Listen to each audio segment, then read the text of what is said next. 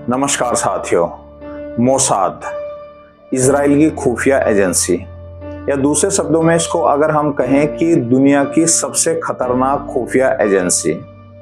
इसकी स्थापना वर्ष 1949 में इजराइल के प्रथम जो प्रधानमंत्री थे डेविड बेन गुरियन, उन्होंने की थी। जैसे ही इजराइल 1948 में बना था, उसके बाद उनको एक ऐसी एजेंसी की जरूरत महसूस होनी शुरू हो गई थी जो इजराइल की रक्षा या इजराइल की रक्षा के लिए दुनिया में कहीं पर भी कोई भी खुफिया ऑपरेशन चला सके। तो आज जो है दुनिया का कोई ऐसा देश नहीं है जो मोसाद के बारे में और मोसाद के द्वारा किए गए ऑपरेशंस के बारे में नहीं जानता हो। दुनिया की इसको सबसे खतरनाक खुफिया एजेंसी माना जाता है। और अगर हम बात करें इसके कारनामों की, तो इतिहास में इसने बहुत बड़े बड़े दुनिया में ऐसे ऑपरेशंस किए हैं जिनको नामुमकिन कहा जा सकता था, और वो नामुमकिन ऑपरेशन जो हैं वो मोसाद ने संभव करके दिखा दिए। जब 1972 में जर्मनी के म्यूनिख में ओलंपिक चल रहा था, तो उस समय जो है वो आतंकवादियों ने इजराइल के खिलाड़ियों की वहां पर हत्या कर दी थी।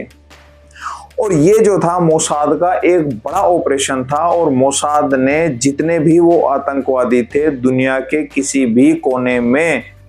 वो छिप नहीं पाए, और दुनिया के कोने से उनको निकालकर जो है वो इजराइल के अंदर लेके गए और इजराइल में ही उनको मौत के घाट उतार दिया। उसके बाद हम बात करें कि एक आइकेमन थे जर्मनी के ही, जिनको जो है माना जाता है कि यहूदियों को नरसंहार करने का उनके ऊपर सबसे बड़ा आरोप था, और उस आइकेमन ने यहूदियों के नरसंहार में इतना बड़ी भूमिका निभाई थी कि कई हजार यहूदियों को जो है उसने भट्टी में जलवा दिया था और गैस चैम्बरों में उसने जलवा दिया था। उस आइकेमन को वर्ष 1960 में इजराइल की जो खुफिया एजेंसी मोसाद है, इसने ढूंढकर निकाला, और ढूंढकर निकालने के बाद जो है इजराइल में ले जाकर वहीं केस चलवाया और वहीं जो है इसको फांसी की सजा दिलवाई।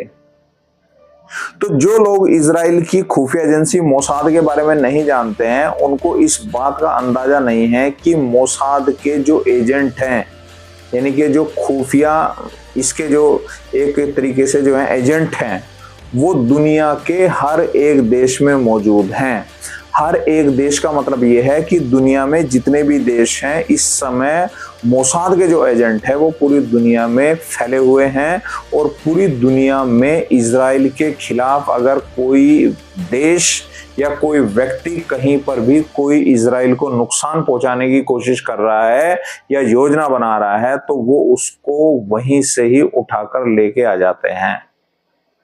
अमेरिका की आपने खुफिया एजेंसी CIA के बारे में सुना होगा, लेकिन CIA और FBI अमेरिका की भी मोसाद के सामने जो है वो जीरो हो जाती हैं।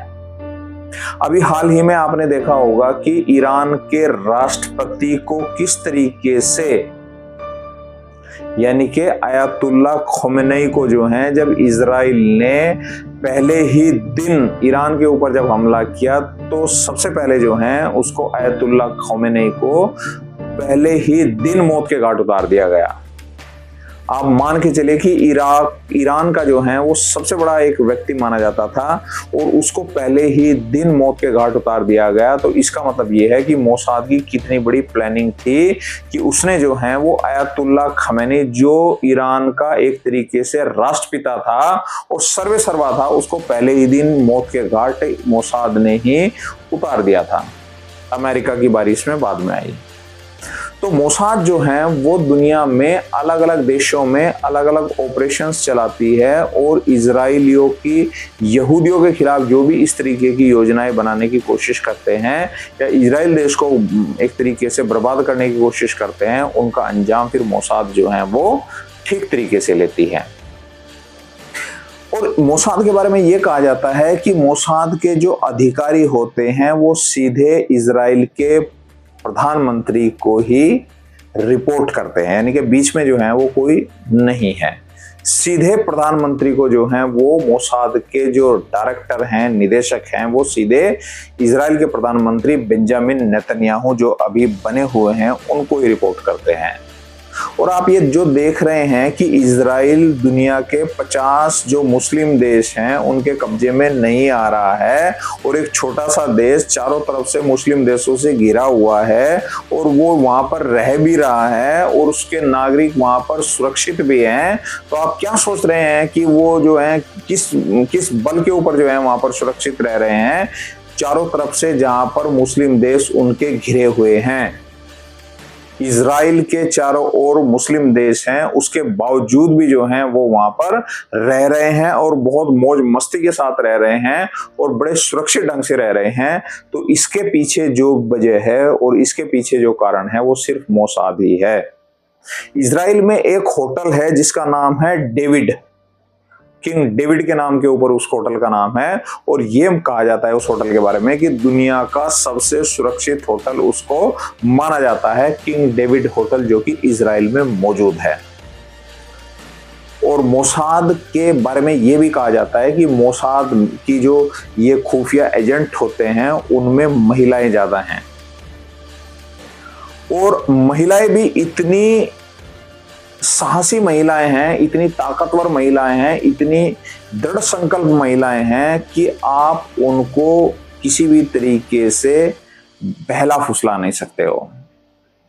और दुनिया में ये जितने बड़े बड़े इजराइल ने ऑपरेशंस किए हैं वो सब लगभग मान के चले कि 50% जो मोसाद के अंदर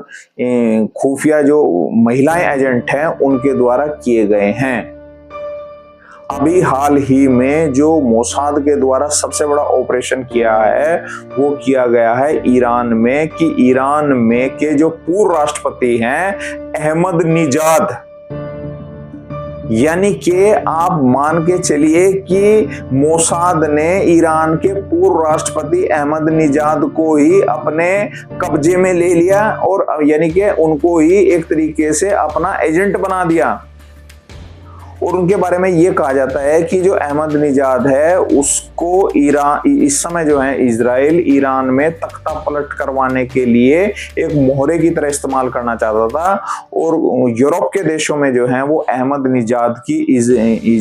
इसके क्या नाम इजराइल के और मोसाद के खुफिया अधिकारियों के साथ बैठकें हुई। उसके बाद जो है अहमद निजाद के साथ जो है वो इजराइल का एक ऐसा समझौता हुआ, मोसाद का समझौता हुआ, कि जिससे जो है वो ईरान में सत्ता का परिवर्तन हो सके, और पूर्व राष्ट्रपति अहमद निजाद को यह लालच दिया गया कि तुम्हें दोबारा से राष्ट्रपति बना दिया जाएगा। तो यानी कि जिस खुफिया एजेंसी ने किसी देश के पूर्व राष्ट्रपति को ही दाना डालकर अपनी ओर कर लिया, तो इसका मतलब मान के चलिए कि नागरिकों की और अधिकारियों की तो कोई हैसियत ही नहीं है। जो एजेंसी पूर्व राष्ट्रपति को अपने झांसे में ले सकती है, अपने कब्जे में ले सकती है, तो उसके लिए जो है किसी नागरिक को या उस देश के किसी अधिकारी को कब्जे में लेना या अपने झांसे में लेना तो कोई बड़ी बात नहीं है।